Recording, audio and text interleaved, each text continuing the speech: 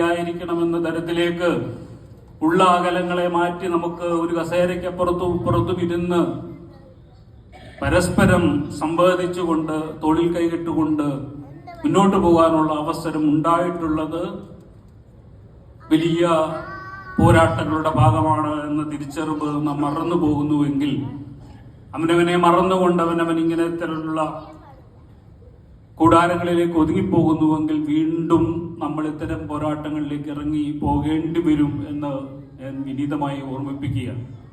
കുറെ വർഷങ്ങൾക്ക് മുമ്പ് ഓഷ്വിറ്റ്സ് സന്ദർശിക്കുവാനുള്ള അവസരമുണ്ടായി. ഓഷ്വിറ്റ്സ് എന്താണെന്ന് നിങ്ങൾക്ക് അറിയാമെന്നാണ് ഞാൻ കരുതുന്നത്. ഏതാണ്ട് 60 ലക്ഷം ജൂതന്മാരെ അവരുടെ രക്തത്തിന്റെ പേരിൽ കൊന്നൊടുക്കി കളഞ്ഞ നാസികളുടെ തടങ്കൽ പാളയത്തിന്റെ പോളണ്ടിലുള്ള തടങ്കൽ പാളയത്തിന്റെ പേരാണ് ഓഷ്വിറ്റ്സ് എന്ന് പറയുന്നത്. ഓഷ്വിറ്റ്സ് ഇപ്പോൾ അതൊരു സ്മാരകമാണ്. എന്തിനാണ് ഇത്രയധികം മനുഷ്യരെ കൊന്നുകളഞ്ഞ ഓഷ്വിറ്റ്സ് ഒരു സ്മാരകം പോലെ സൂക്ഷിക്കുന്നത് എന്ന് ചോദിച്ചാൽ അതിന്റെ കവാടത്തിൽ ജർമ്മൻ എഴുത്തുകാരനായ ജോർജ് സോയന്തനിയുടെ ഒരു വാക്ക് എഴുതി വെച്ചിട്ടുണ്ട്. Those who do not remember the past are condemned to repeat it എന്നാണ്. ചരിത്രത്തെ ഓർമ്മിക്കാത്തവർ അത് ആവർത്തിക്കാൻ വേണ്ടി വിധിക്കപ്പെട്ടിരിക്കുന്നു എന്ന്.